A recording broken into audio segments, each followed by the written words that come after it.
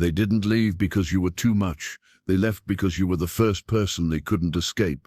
Avoidants are experts at emotional exits. Long before you ever arrived, they mastered the art of disappearing without physically leaving, shutting down, deflecting, minimizing, or emotionally vanishing the moment intimacy begins to deepen. With most people, this strategy works effortlessly. Distance restores their sense of control. Silence becomes power. Detachment becomes safety.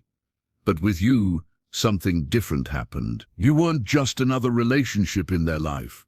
You became a mirror, and mirrors are dangerous to people who survive through avoidance. You reflected back what they spend their entire lives running from, their emotional patterns, their inconsistencies, their unhealed wounds. You didn't do this intentionally. You didn't confront or accuse. You simply stayed present. You remained emotionally coherent while they fragmented, and that presence disrupted the identity they rely on to feel superior, protected, and untouchable. Avoidant personalities, especially those with narcissistic traits, depend on emotional asymmetry. They need to feel less invested, less affected, less exposed. That imbalance is where their power lives. But with you, the usual rules didn't apply. You didn't overchase when they pulled away. You didn't collapse when they went quiet. You didn't beg for reassurance or demand explanations. Instead, you observed, you responded with awareness rather than anxiety. And that alone made you a psychological threat. For the first time, they couldn't escape by withdrawing. Your calm didn't reward their distance. Your self-respect didn't feed their ego. Your emotional stability removed their leverage. And without leverage, the avoidant doesn't know who they are. That's when confusion sets in. That's when their behavior becomes erratic, hot one moment, cold the next. Not because they stopped feeling, but because they started feeling too much without control. This is the moment most people misunderstand. They assume the avoidant lost interest. They assume they weren't enough. But the truth is far more unsettling. The avoidant felt seen, and being seen without being able to dominate the narrative triggers deep internal panic. You didn't validate their false self. You didn't play the predictable role. You didn't shrink to make them comfortable. And that forced them to confront something they avoid at all costs, their emotional emptiness. So they did what avoidants always do when exposure feels imminent. They exited, not to punish you, not because you failed, but because staying would have required transformation. And transformation feels like death to someone who survives by staying unchanged. Leaving was not strength, it was preservation. It was the last remaining escape route. That's why their departure felt sudden, confusing, and disproportionate. You weren't asking for too much. You were simply asking for authenticity, through your presence, your boundaries, your emotional consistency. And for someone built on avoidance, authenticity is not intimacy. It's a threat. You didn't chase them. You didn't collapse. You stayed present, and that broke their script. Avoidants enter relationships with an unspoken expectation. When they pull back, the other person will either pursue harder or slowly fade away. Both outcomes reinforce their sense of control. Chasing confirms their importance. Disappearing confirms their belief that closeness never lasts. Either way, they remain emotionally untouched, but you didn't follow either path. When they withdrew, you didn't panic. When they went quiet, you didn't over-explain or beg for reassurance. You noticed the shift, but you didn't lose yourself inside it. And that alone made you feel different to them, in a way they couldn't name. Avoidants are calibrated to read anxiety, not awareness. They know how to manage emotional chaos because chaos gives them leverage. What they don't know how to manage is steadiness. Your grounded presence removed the emotional payoff they unconsciously expect from distancing. Instead of gaining power, they felt something unfamiliar, uncertainty. Why didn't this person disappear like the others? Why didn't they spiral? Why didn't silence work?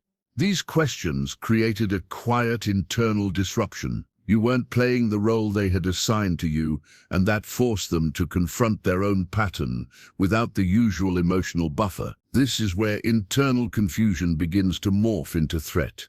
Avoidants rely on predictability. Even in dysfunction, they repeat the same relational loop because it keeps them safe from self-examination. But your response interrupted that loop. You didn't reward withdrawal with desperation, and you didn't punish it with abandonment. You stayed emotionally available without surrendering your self-worth.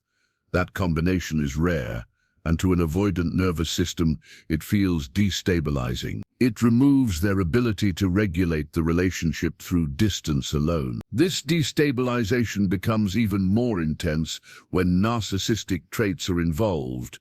Narcissistic avoidance isn't just about fear of closeness. It's about protection of a constructed identity. The false self is built on appearing independent, unaffected, and superior to emotional needs. Intimacy threatens this image because real closeness exposes dependency, vulnerability, and unresolved shame.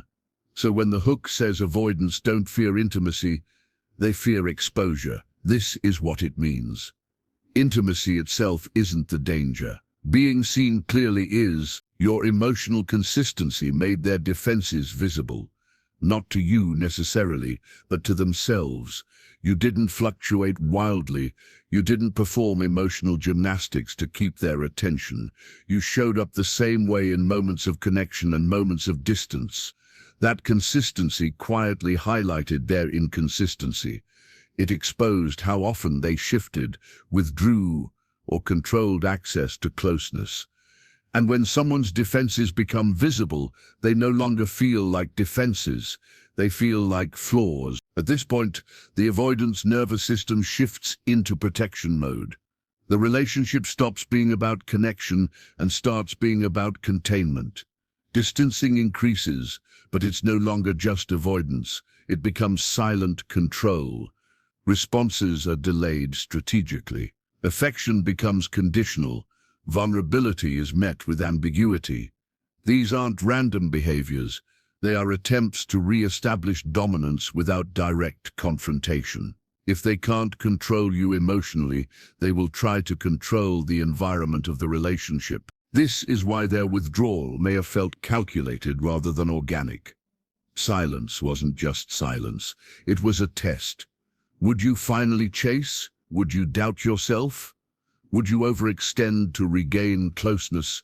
For most people in their past, the answer was yes, and that reaffirmed their internal hierarchy.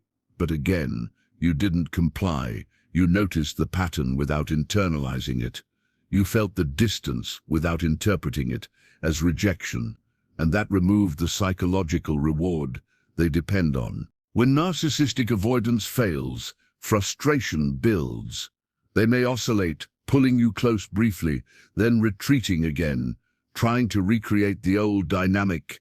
This push-pull isn't confusion, it's experimentation. They are testing which version of withdrawal might finally destabilize you, but the more you remain self-contained, the more exposed they feel. And exposure is intolerable to someone whose identity depends on never being emotionally outmatched. Eventually, the relationship reaches a breaking point, not because you asked for too much, but because you asked for nothing that could be manipulated. You didn't demand love. You embodied self-respect. You didn't threaten their independence. You threatened their illusion of control. And when control is threatened, avoidants don't negotiate. They disengage. That's why the ending often feels abrupt or emotionally cold. It's not a lack of feeling, it's an overload of unmanageable awareness. Leaving becomes the only way to restore internal equilibrium. Distance allows them to reassemble the false self, to tell themselves a familiar story that you were too intense, too complex, too different. But beneath that narrative sits the truth they don't articulate, even to themselves. You didn't fit because you didn't disappear. You didn't collapse because you were grounded. And you didn't submit to the role they needed you to play. That is why you felt different to them. Not because you were extraordinary in performance, but because you were stable in presence. You reflected back a version of the relationship they couldn't control, and in doing so, you exposed the very avoidance they rely on to survive. The moment they felt seen, they began planning their exit. It didn't happen all at once, and it wasn't conscious in the way people imagine. There was no dramatic realization, no clear decision made in a single moment. Instead, there was a subtle internal alarm that went off the instant they sensed that you were perceiving more than they wanted to reveal. Avoidance can tolerate closeness as long as it remains surface level, manageable, and controlled. But the second that closeness starts to illuminate what they work so hard to avoid within themselves, the nervous system reacts as if danger is imminent. Your questions weren't attacks, but to them, they felt like interrogations. You weren't accusing, cornering, or demanding. Often you were simply trying to understand. You asked about feelings, patterns, intentions, or inconsistencies with a calm curiosity. But for someone built on emotional suppression, even neutral questions can feel invasive. They weren't responding to your tone or your words. They were reacting to what your attention activated inside them.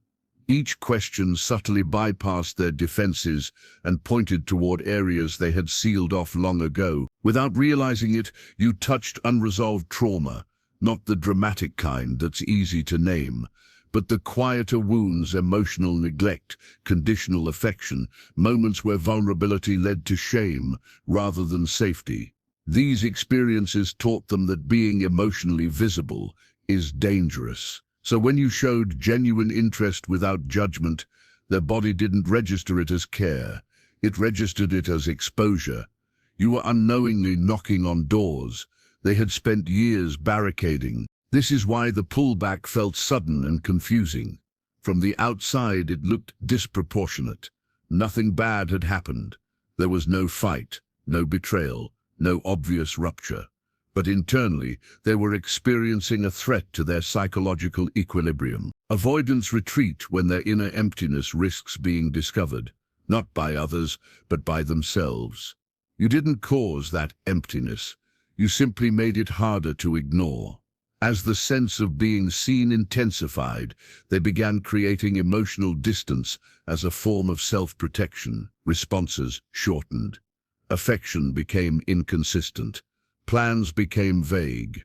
This withdrawal wasn't meant to punish you, it was meant to numb them. Distance allowed them to shut down the internal noise that your presence had awakened. It gave them space to reassert the familiar identity of being self-contained, unaffected, and in control. But something unexpected happened during this withdrawal. You didn't react the way they anticipated. You didn't plead for reassurance. You didn't overextend to pull them back. You didn't collapse into self-doubt or chase their approval. Instead, you stayed grounded. You noticed the shift, but you didn't abandon yourself in response to it. And that is where the real power shift occurred. You didn't beg when they withdrew, and that terrified them. Narcissistic avoidants rely on emotional imbalance to feel secure. They need to feel less invested, less affected, more detached than the other person. That imbalance reassures them that they are safe from vulnerability and loss. When someone withdraws emotionally and the other person panics, the avoidant regains a sense of superiority. They are wanted, they are needed, they are in control. But your calm disrupted that entire structure. Your steadiness removed the contrast they depend on. Instead of feeling powerful, they felt exposed. If distance no longer made you smaller, then distance no longer worked. And without distance as a control mechanism, they were left face to face with their own emotional limitations. This is deeply unsettling for someone with narcissistic avoidance. Their sense of self is built on being the one who cares less, needs less, feels less. Your emotional self-regulation challenged that identity. It suggested, without ever saying it, that connection didn't require control and that intimacy didn't mean losing oneself. But embracing that truth would have required them to confront how much of their behavior is driven by fear rather than strength. They couldn't control you through distance anymore, so their strategies began to fail. Silence didn't destabilize you, Ambiguity didn't hook you. Emotional withholding didn't make you chase. And when control tactics stop working, avoidance experience a profound internal loss of power. Not power over you, but power over the narrative they tell themselves about who they are. At this stage, many avoidants escalate or disengage completely.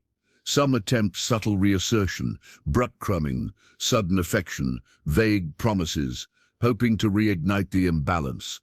Others detach entirely, telling themselves the relationship wasn't right or felt off. These explanations aren't lies in the traditional sense. They are protective stories designed to preserve the false self. Admitting the real reason that they felt seen, challenged, and emotionally matched would require too much self-honesty. So, they retreat further. Not because they don't feel, but because they feel too much without the tools to manage it. Your presence highlighted the gap between who they appear to be and who they actually are emotionally. And rather than bridge that gap, they chose to escape it. This is why their withdrawal often carries a strange mix of coldness and intensity. On the surface, they seem detached, rational, even relieved. Underneath, there is agitation, a sense of unfinished business, a lingering awareness that something real was touched and then abandoned. You became a reminder of a version of themselves they almost confronted, and that reminder is uncomfortable. The power shift they never expected wasn't you becoming dominant or controlling, it was you remaining whole. You didn't fight for their attention because you weren't dependent on it. You didn't negotiate your worth because you already knew it, and in doing so, you exposed the truth that avoidance tries to hide, that real power isn't found in withdrawal, but in the capacity to stay present without losing yourself. That is what ultimately drove them away. Not your intensity, not your needs, but your ability to remain emotionally intact in the face of their distance. And for someone whose identity depends on emotional escape, that kind of presence is impossible to outrun. They don't miss the relationship. They miss the version of themselves they almost became. This is one of the most misunderstood truths about avoidant regret. On the surface, it may look like indifference. They move on quickly, appear detached, or even seem relieved. But internally, something lingers. Not nostalgia for shared moments, not longing for reunion, but a quiet disturbance rooted in unrealized potential. With you, they brushed up against emotional growth they weren't prepared to step into. And once someone has seen the edge of that possibility, it can't be unseen. You represented a version of connection that required more than performance or control. Being with you subtly challenged the way they relate to intimacy itself. You didn't force growth. You didn't demand transformation. You simply embodied a level of emotional presence that made growth unavoidable if they stayed. And that is precisely why they left. Avoidants don't walk away because they don't care. They walk away because caring begins to require change. What stays with them isn't the loss of you, but the loss of that alternate self, the person they might have become if they had chosen courage over protection. That awareness follows them quietly into future relationships. They don't consciously think, "I miss them." Instead, they feel a vague dissatisfaction they can't name. A sense that something is missing even when everything looks fine. This is because every future connection is unconsciously compared to the one that required the most emotional honesty. And that was you. Over time, other relationships begin to feel shallower by comparison. Not because those partners are inferior, but because those connections don't ask as much of them. New partners feel easier, calmer, more predictable. There's less tension, fewer emotional spikes, and far less internal conflict. On the surface, this feels like relief, but underneath it creates emotional flatness. Without challenge, there is no growth. Without growth, there is no depth. And without depth, there is no transformation. You became a psychological benchmark they can't forget. Not a fantasy, not an obsession, but a reference point. You showed them what real emotional engagement feels like when it's not driven by chaos or power imbalance. And once someone experiences that, even briefly, it alters their internal scale. Everything else is measured against it, often unconsciously. This is why avoidance may remember you at random moments long after the relationship ends, not because they want to return, but because something inside them recognizes that you represented a level they have not yet reached. This is where the silent comparison loop begins. No one else triggers them the way you did, and that's the problem. With you, they felt activated. Not just emotionally, but psychologically. Your presence stirred unresolved material they usually keep buried. It made them feel exposed, unsettled, and intensely alive all at once. Other partners don't do this, and at first that feels like peace. But over time, that peace starts to resemble numbness. New partners feel safe, but empty. Safe because there is no risk of being seen too deeply. Safe because emotional boundaries are maintained through distance, surface-level intimacy, or mutual avoidance. Safe because the relationship doesn't threaten the false self. But empty because there is no mirror, no reflection, no challenge. The nervous system stays calm, but the psyche remains untouched. And somewhere beneath that calm, dissatisfaction quietly grows. You felt dangerous because you were real. Not dramatic, not chaotic, not unstable, but real. Your authenticity didn't rely on games or manipulation. You didn't perform closeness, you embodied it. That kind of presence feels threatening to someone who equates vulnerability with loss of control. To them, danger isn't emotional volatility, it's emotional clarity. Clarity leaves no place to hide. Avoidance confuses safety with control, not connection. Control feels safe because it preserves the identity they've built to survive. Distance feels safe because it limits exposure. Predictability feels safe because it keeps emotions manageable. But none of these things create connection. They create containment, and containment over time becomes suffocating, even for the one who built it. This is why they may unconsciously recreate watered-down versions of what they had with you. Similar traits, similar dynamics, similar timing, but without the depth. They try to replicate the feeling without re-entering the vulnerability. It never fully works. Something is always missing. And that missing piece isn't you as a person, it's the part of themselves that only emerged in your presence. The irony is that they often tell themselves they're happier now, more stable, less triggered, less stressed, and in a narrow sense, that may be true, but stability without authenticity leads to stagnation, and stagnation eventually becomes dissatisfaction. They may not link that dissatisfaction back to you directly, but the comparison operates quietly in the background. You become the unspoken contrast. The relationship that felt intense not because it was unhealthy, but because it was honest. Honest enough to require them to show up differently. Honest enough to make avoidance fail, and that is what lingers. Not the pain, not the conflict, but the awareness that something real was possible. This is also why they rarely reach out with clarity or accountability. Contacting you would mean re-entering that psychological territory. It would mean facing the version of themselves they avoided becoming. So instead, they may watch from a distance, think about you privately, or revisit memories selectively. You remain unresolved, not because of unfinished love, but because of unfinished self-confrontation. In the end, the reason they still think about you has little to do with romance. It has everything to do with identity. You disrupted the internal hierarchy they live by. You showed them that connection doesn't require losing oneself, but avoiding connection guarantees it. And until they are willing to face that truth, you will remain the quiet comparison they can't fully escape. Not because you were perfect, but because you were real. They didn't detach. They compartmentalized you. That distinction is subtle, but it explains everything that comes after. Detachment would require emotional resolution. It would mean processing what happened, acknowledging their role, and integrating the experience into a coherent narrative. Avoidance rarely do this. Instead, they isolate what they can't resolve. They place it in a sealed mental compartment where it won't interfere with daily functioning, but also won't disappear. That is where you live.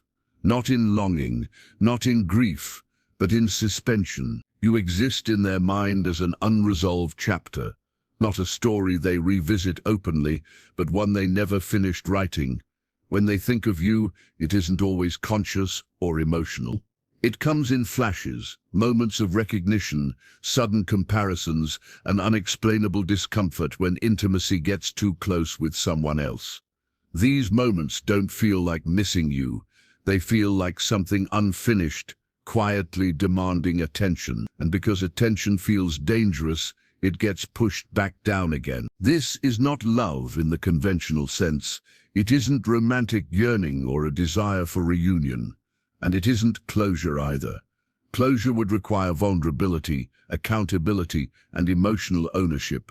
What remains instead is unfinished exposure. You saw parts of them that no one else did. And more importantly, you reflected those parts back without distortion. They were exposed not through confrontation, but through presence. That kind of exposure doesn't fade easily, because it bypasses intellect and lodges itself in identity. Avoidants compartmentalize to survive. When an experience threatens their internal structure, they don't integrate it, they isolate it. They tell themselves the relationship was wrong, the timing was off, or the connection was too intense. These explanations aren't lies meant to deceive others. They are psychological bandages meant to protect the false self from cracking. But even the best compartment has cracks. And through those cracks, you surf. This is why you may sense their awareness long after contact ends. A glance at your social presence, a sudden message that says nothing meaningful, a reaction that seems out of place. These aren't attempts at reconciliation. They are unconscious checks, ways of reassuring themselves that the compartment is still sealed, that the unresolved material hasn't erupted into awareness.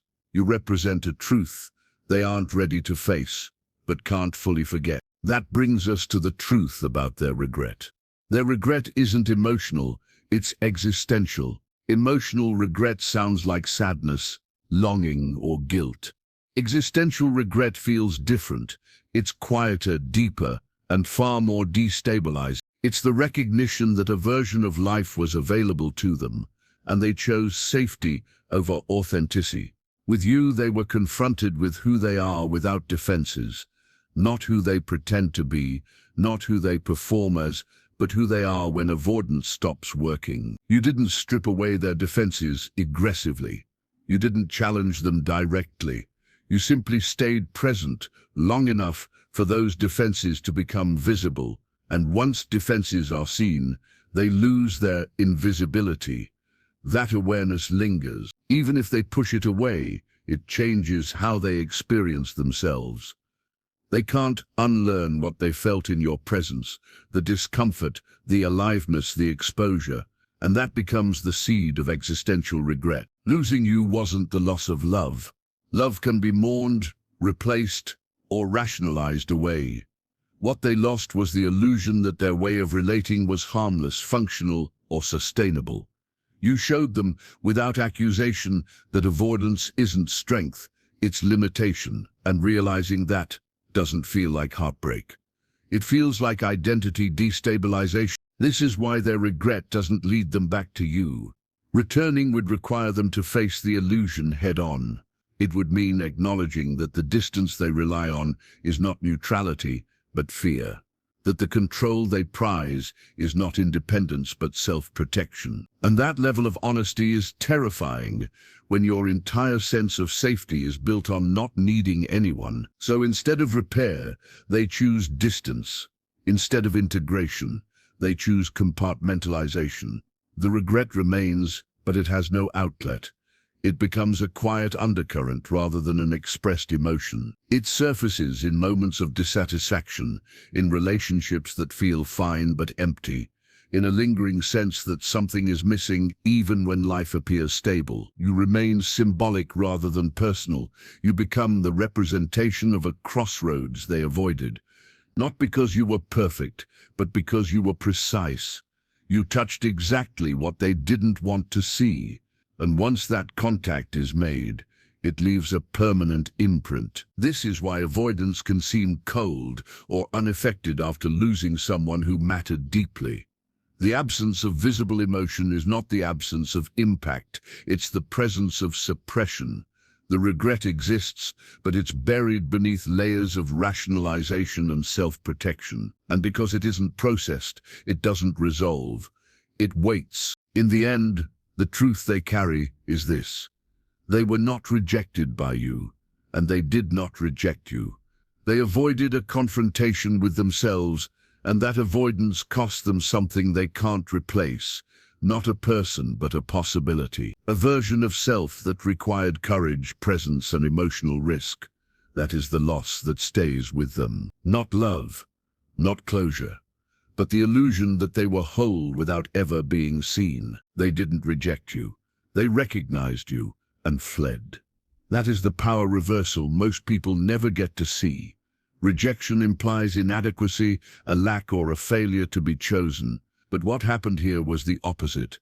You were perceived clearly enough to disrupt their internal order. Your presence didn't diminish you, it destabilized them.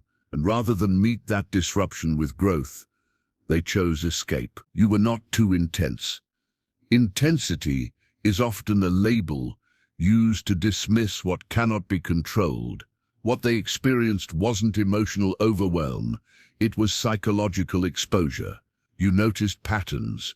You stayed grounded. You didn't contort yourself to preserve the connection. That level of awareness removes the hiding places avoidance rely on.